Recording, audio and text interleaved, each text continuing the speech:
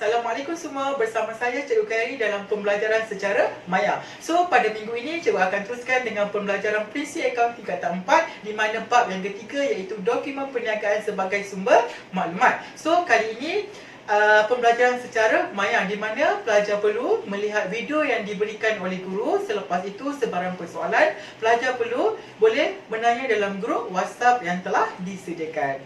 Jom. Okey, baiklah kelas. Untuk pembelajaran pada minggu ini, cikgu teruskan lagi dengan prinsip akaun tingkatan 4 di mana cikgu akan masuk tajuk baru iaitu tajuk yang ketiga iaitu tajuk dokumen perniagaan sebagai sumber maklumat. Okey, itu merupakan tajuk untuk bulan 4 lah, bulan April, iaitu tajuk bab yang ketiga.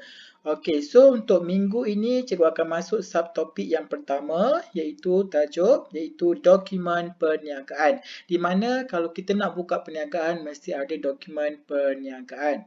Okey. So cikgu akan highlightkan dulu, okey, iaitu tajuk cikgu akan terangkan iaitu berkaitan dengan dokumen perniagaan. Okey. So kat sini kamu boleh rujuk modul yang cikgu sertakan, kamu boleh lihat kat sini cikgu akan bagi penerangan secara langsunglah, secara jelas yang berkaitan dengan tajuk yang ketiga ini dalam perakaunan. Okey, so kat sini dia kata iaitu kepentingan dokumen perniagaan. Okey, sebelum itu cikgu akan terangkan masuk dahulu iaitu apa yang dimaksudkan dengan dokumen perniagaan. Dokumen perniagaan ialah satu dokumen bertulis yang perlu disediakan oleh peniaga untuk memulakan perniagaan. Itu merupakan dokumen perniagaan. Okey, seterusnya ialah kita pergi kepada yang kedua ialah iaitu kepentingan. Cikgu highlight kat sini iaitu kita pergi iaitu kepentingan dokumen perniagaan. Kenapa pentingnya dokumen perniagaan tersebut? Antara kepentingan dokumen perniagaan tersebut, yang pertama ialah sebagai bukti berlaku sesuatu urus niaga. So ingat kat sini ialah kata kunci ialah bukti. Maknanya ada bukti berlaku sesuatu urus niaga. Maknanya ada buktilah, maknanya ada bukti berlakunya urus niaga. Yang kedua ialah sebagai sumber rekod. Sebagai sumber rekod dalam buku perakaunan, maknanya kita boleh sumberlah sebagai rujukan dalam buku perakaunan tu. Yang ketiga ialah sebagai rujukan. Sebagai rujukan pada masa depan. Itu pentingnya dokumen perniagaan. Kita boleh buat dia sebagai rujukan. Seterusnya kita pergi kepada yang keempat ialah menyediakan maklumat. Ni cikgu highlightkan maklumat tentang sesuatu urus niaga. Menyediakan maklumat tentang sesuatu urus niaga. Yang last sekali ialah sebagai peringatan kepada peniaga tentang hutang. Itu merupakan kepentingan dokumen perniagaan. So yang pertama cikgu ulang sekali lagi ialah yang pertama ialah sebagai bukti, yang kedua sebagai sumber rekod, yang ketiga ialah sebagai rujukan, yang keempat sebagai menyediakan maklumat tentang sesuatu urus niaga. Seterusnya ialah sebagai peringatan kepada peniaga tentang hutang. Kita pergi kepada nota yang kedua dalam modul kamu. Dokumen perniagaan terbahagi kepada dua jenis iaitu yang pertama terbahagi kepada dua jenis. Yang pertama ialah dokumen sumber. Yang pertama ialah dokumen sumber. Manakala yang kedua ialah dokumen bukan sumber.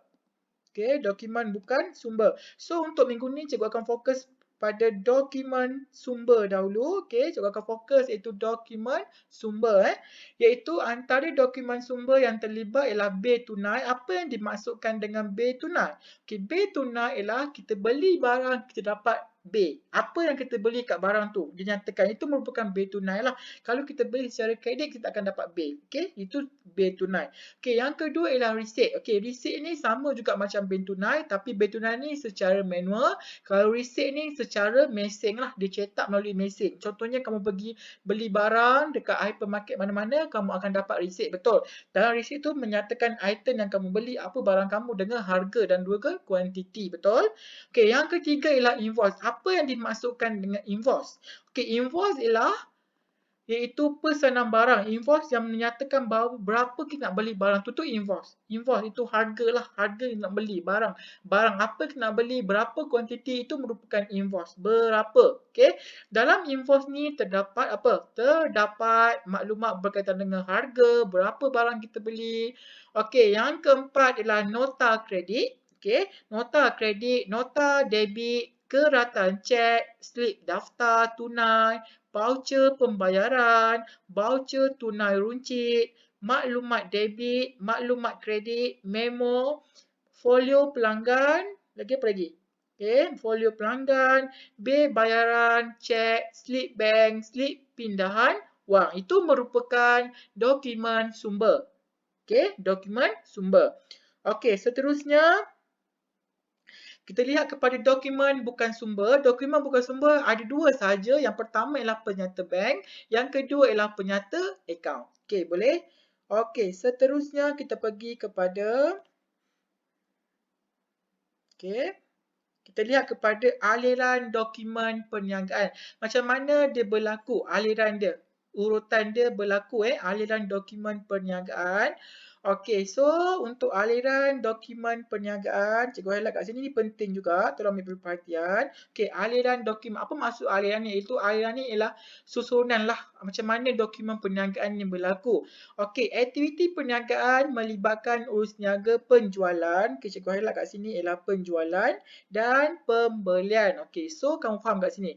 Maknanya perniagaan ni mesti ada penjual, mesti ada pembeli. So kat sini dia kata penjualan dan juga pembelian antara dua pihak, iaitu okey, penjual dan juga pembeli. Okey, penjual dan juga pembeli.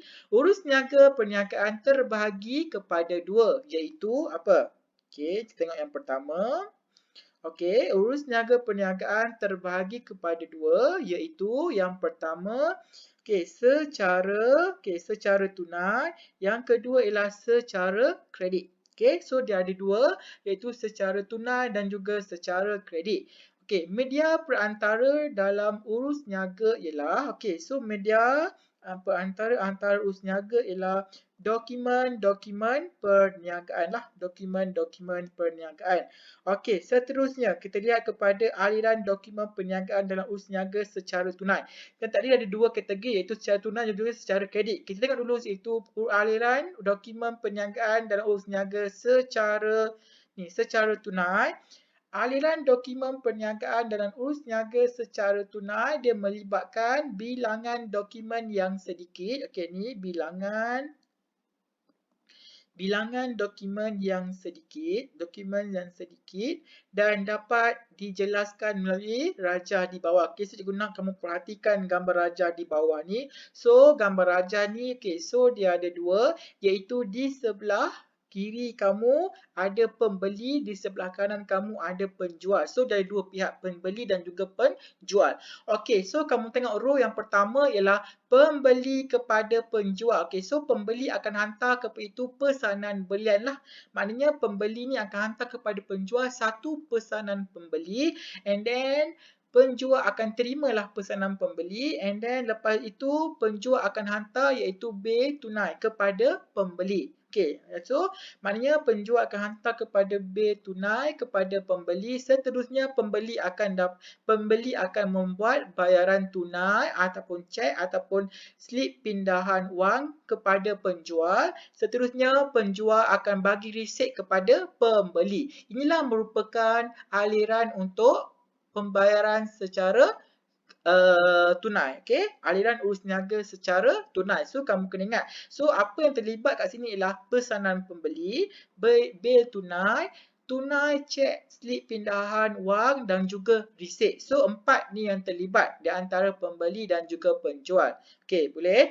Seterusnya kita lihat kepada aliran dokumen perniagaan dalam urus niaga secara kredit. Okey, so secara kredit pula ialah aliran dokumen, cikgu highlight kat sini ialah secara kredit. Okey, secara kredit, aliran dokumen perniagaan dalam urus niaga secara kredit dia melibatkan dokumen perniagaan yang lebih, cikgu highlight kat sini, yang lebih dan juga kompleks. Okey, lebih dan juga kompleks. So kat sini pun ada dua pembahagian juga di antara pembeli dan juga penjual, tetapi dia banyak dia punya aliran dia. Okey, so kita mula daripada pembeli. Okey, pembeli dia akan sama je, dia buat pesanan belian kepada penjual. Selepas itu, penjual akan hantarkan nota serahan kepada pembeli. Okey, selepas itu pembeli akan terima nota serahan. Selepas itu pembeli akan lepas nota serahan, lepas itu penjual akan hantar invoice kepada pembeli. Okey, invoice kepada pembeli, and then selepas itu penjual akan hantar nota kredit dan juga penjual akan hantar nota kredit, nota debit dan juga nota kredit. Seterusnya pembeli akan hantar tunai, okey, cek, slip pindah wang dan seterusnya akan menerima resit. Okey, itu merupakan aliran untuk secara kredit. Okey, boleh faham? Okey, itu merupakan secara kredit. Okey, so untuk pembelajaran kali ini cikgu nak terang kat sini lah, iaitu dokumen sumber yang melibatkan iaitu dokumen perniagaan, iaitu dokumen sumber sahaja. Okey, untuk pembelajaran kali ini cikgu harap kamu faham apa penerangan yang cikgu bagi ni. Selepas kamu melihat video yang cikgu bagi ni, kamu boleh jawab modul dan soalan dalam modul yang cikgu bagi tersebut, dan sebarang persoalan kamu boleh kemukakan dalam grup WhatsApp, dan jika kamu dah menjawab, nanti cikgu akan bagikan jawapan melalui grup WhatsApp. Okey, so sekian saja untuk pembelajaran kali ini. Sekian, terima kasih.